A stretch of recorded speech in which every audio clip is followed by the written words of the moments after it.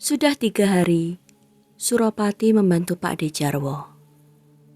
Ia tak hanya bekerja pada saat pagi hingga sore, namun kadang masih melanjutkan lembur hingga hampir tengah malam. Semua itu ia lakukan agar pekerjaan itu lekas selesai, sehingga mereka bisa segera berangkat ke Sambangrejo.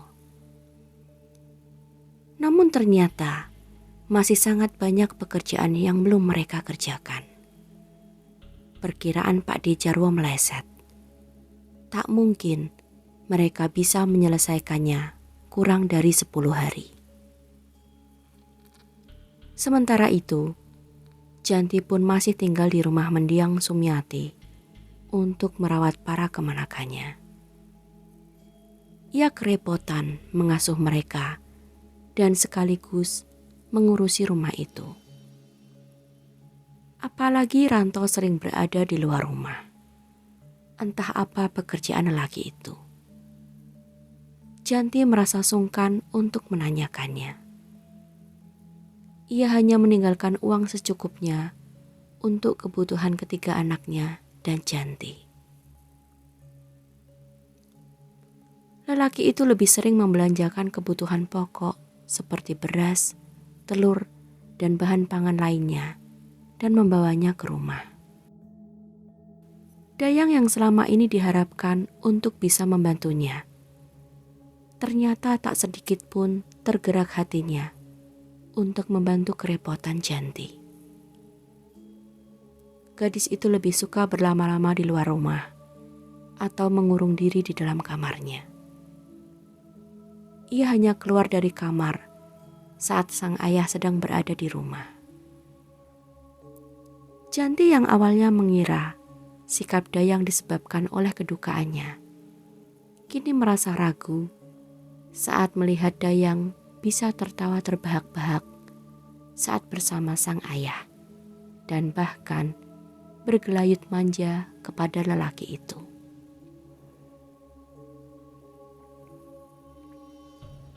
Siang itu hari agak mendung. Janti masih disibukkan dengan urusan dapur setelah sedari pagi mencuci pakaian dan membereskan rumah.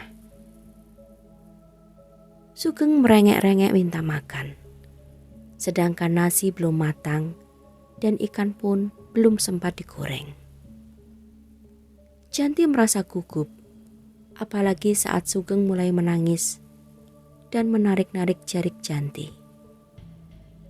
"Sebentar ya Nang, Bule goreng dulu ikannya," bujuk Janti sembari mengusap peluh yang membanjiri dahinya. Mendung semakin pekat, membuat dapur semakin gelap dan menyulitkan Janti untuk memasak. Sekonyong-konyong, hujan turun dengan derasnya. "Dayang, Duk, tolong angkat jemurannya," teriak Janti sambil menengok ke arah pintu kamar Dayang yang tertutup. Janti masih disibukkan dengan ikan yang digorengnya saat tiba-tiba Sugeng buang air besar dan mengotori celananya. Segera saja Janti mengangkat penggorengannya dari api dengan 2 ekor ikan yang masih setengah matang di dalamnya. Ia membawa Sugeng ke kamar mandi dan membersihkan balita itu. Sekembalinya dari kamar mandi, Janti memakaikan pakaian bersih untuk Sugeng dan melanjutkan menggoreng ikannya. Lalu, Janti membawa Sugeng ke ruang tengah dan menyuapinya. Dari jendela di ruangan itu, Janti bisa dengan leluasa memandang ke arah halaman samping. Di sana, ia melihat pakaian yang tergantung pada 2 lajur tali jemuran, tampak basah dan terayun-ayun. Padahal, sebelum memasak, tadi Janti sempat memeriksanya dan pakaian-pakaian itu sudah kering. Air mata Janti pun merebak. Ia merasa sangat lelah dan luar biasa kesal kepada Dayang.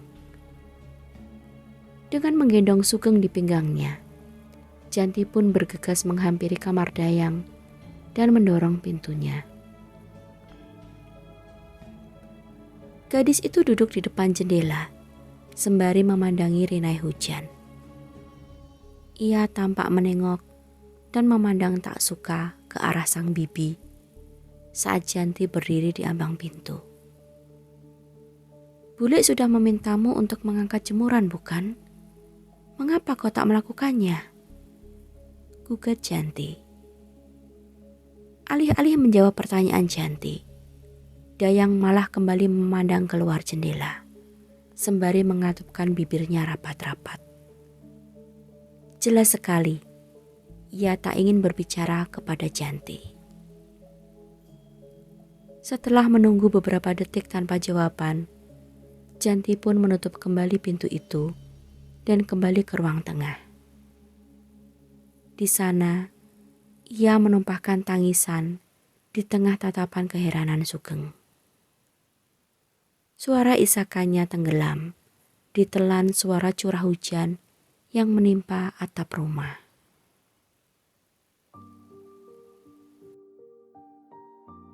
"Sebenarnya aku ingin kembali ke rumah, Romo.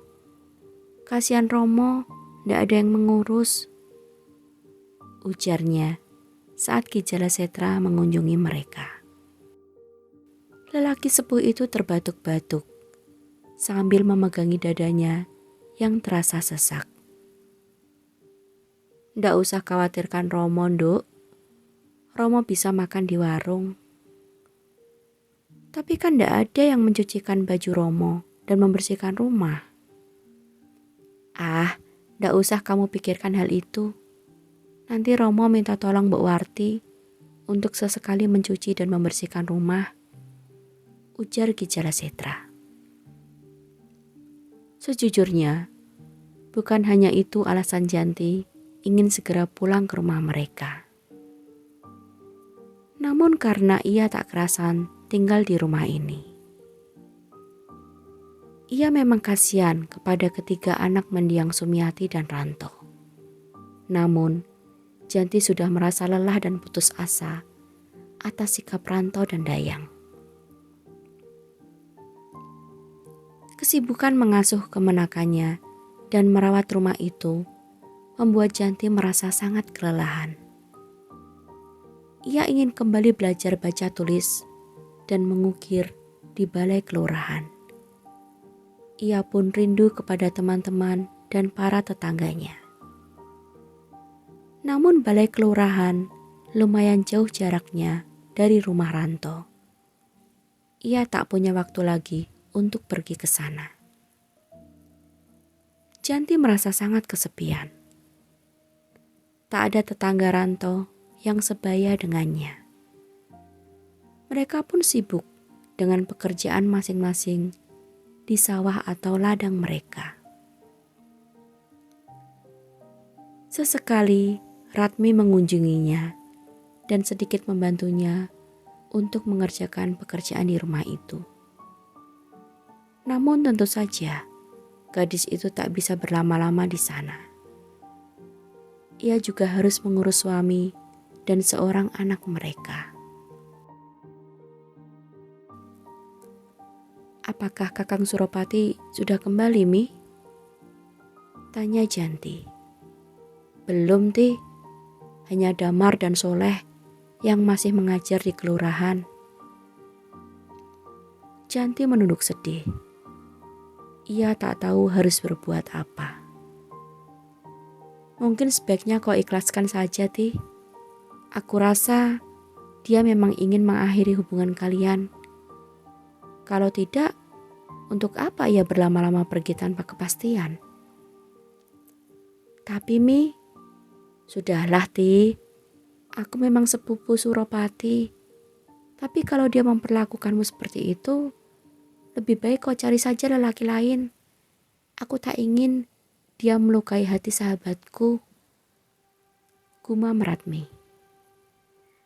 Gadis itu menggenggam jemari tangan Janti yang terkatup di atas pangkuannya. Janti terdiam. Ia hanya mengusap air mata yang mulai menitik di sudut matanya.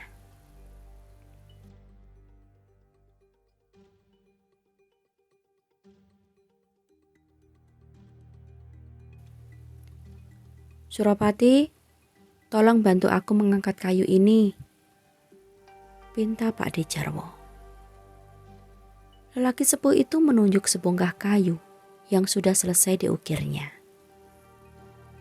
"Sudah selesai, Pak De. Mau ditaruh di mana?" tanya Suropati sambil bergegas bangkit dan berjalan menghampiri pamannya. "Iya, sudah selesai 4. Masih kurang 1 lagi. Semoga beberapa hari lagi selesai. Ayo, kita gotong ke pendopo saja, biar di sini lebih lapang," jawab Pak De Jarwo. Suropati mengambil posisi ternyaman untuk mengangkat kayu itu. Pak De Jarwo berada di posisi yang berseberangan. Lelaki sepuh itu berjalan mundur menuju ke pintu. Sesekali ia menengok ke belakang dan memastikan agar hasil ukirannya tidak menyinggol benda-benda lainnya. Tiba-tiba saja Pak De Jarwo berteriak, "Aduh!"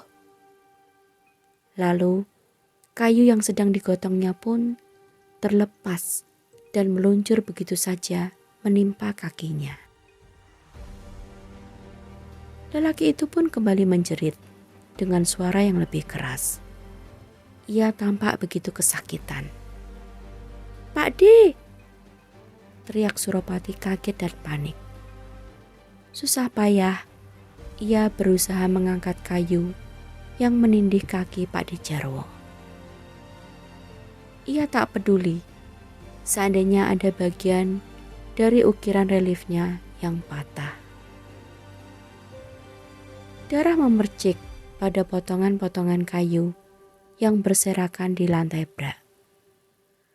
Ternyata itu berasal dari luka di telapak kaki Pak De Jarwo yang robek dan menganga.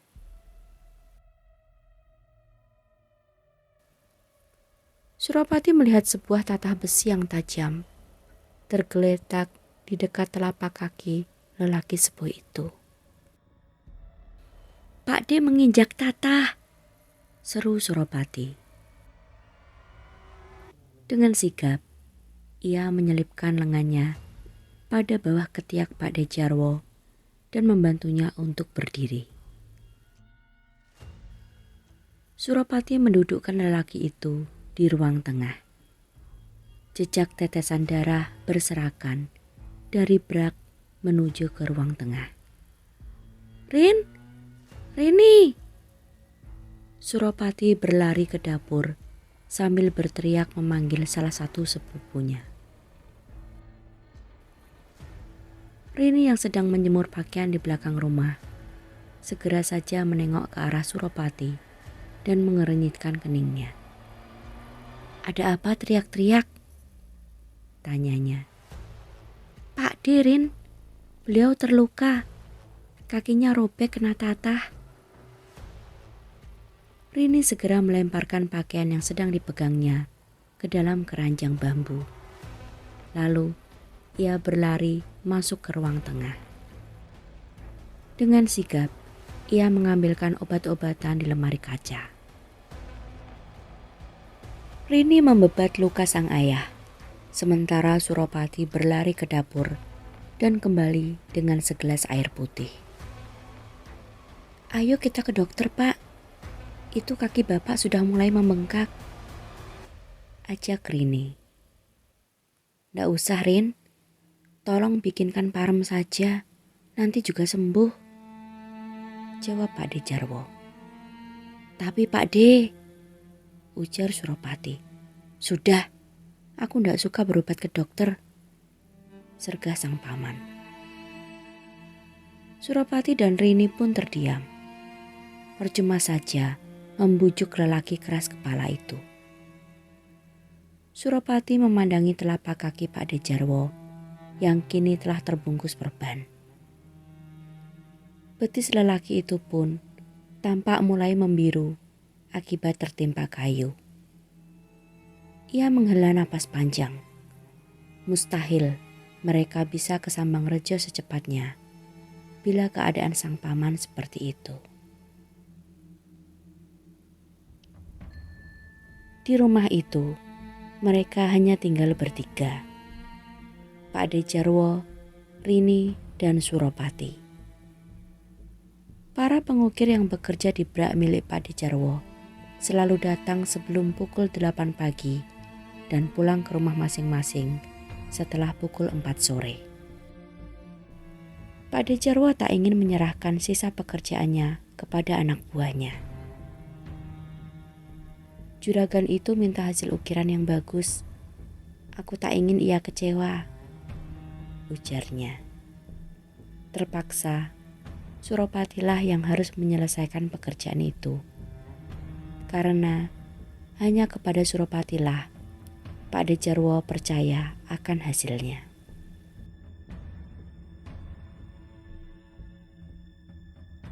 Sudah seminggu, Pak De Jarwo belum juga bisa mengukir. Ia hanya terbaring di kamarnya karena tak tahan duduk dengan keadaan kakinya yang masih memar dan terluka. Suropati pun kian gelisah karena rencananya untuk kembali ke Sambangrejo kembali tertunda. "Kapan kau akan kembali ke Sambangrejo, Suropati?" tanya Lek Tejo yang sedang mengukir di sebelahnya. "Belum tahu, Lek. Keadaan Pak De masih seperti itu," jawab Suropati pelan. "Aku dengar tujuanmu mengajak Pak Jarwo ke sana untuk melamar seorang gadis ya?" "Iya, Lek." "Walah, kenapa kamu harus memaksakan diri untuk menikahi gadis itu?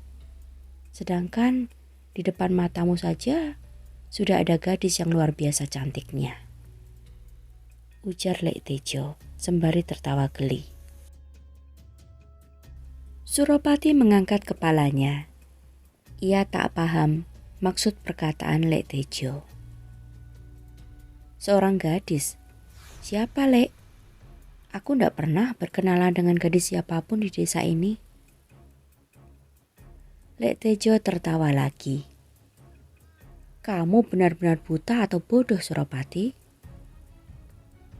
Lelaki itu bangkit, lalu meraih cangkir seng bercorak hijau belang putih dan menyeruput kopinya. "Gadis itu ya Rini itu, sepupumu sendiri. Dia kan cantik sekali." "Ah, Lek Tejo ini ngawur saja. Dia kan sepupuku," sergah Suropati. Lek Tejo kembali duduk di sebelah Suropati, lalu mendekatkan tubuhnya dan berbisik pelan di telinga pemuda itu. "Apakah kau tak pernah tahu bahwa dari dulu Pak Jarwo berencana menikahkan Rini denganmu?" Ucapan Lek Tejo membuat Suropati terperangah. "Sembarangan Lek Tejo ini." "Lah, aku ndak asal ngomong, Suropati. Pak Demulah sendiri yang mengatakannya kepadaku beberapa tahun lalu. Itu sebabnya Pak Jarwo ndak menerima pinangan siapapun yang hendak menikahi Rini. Karena ia memang berencana untuk menikahkan anak gadis terakhirnya denganmu. Lagi pula, apakah kau tidak menyadari bahwa gadis itu juga menyukaimu?" Suropati terdiam. Perasaannya gamang. Tiba-tiba, ia teringat satu persatu perlakuan Rini kepadanya. Gadis itu meladeni dan menemaninya makan, meski itu sangat janggal baginya. Bukan hanya itu, Rini pun selalu meminta Suropati untuk mengantarkannya kemana saja, meski bisa saja ia menyuruh lelaki lain yang bekerja untuk Pak De Jarwo. Jangan-jangan Pak Jarwo memang sudah merencanakan ini semua untuk membuatmu tinggal di sini. ujar Lek Tejo lagi. Lelaki itu kembali melanjutkan pekerjaannya dengan tertawa-tawa dan bersenandung kecil. Suropati masih melamun mencerna ucapan Lek Tejo. Tiba-tiba ia merasa ada seseorang yang sedang memperhatikannya. Saat ia menoleh, didapatinya Rini yang sedang memandangnya sembari tersenyum tipis dari ambang pintu dapur.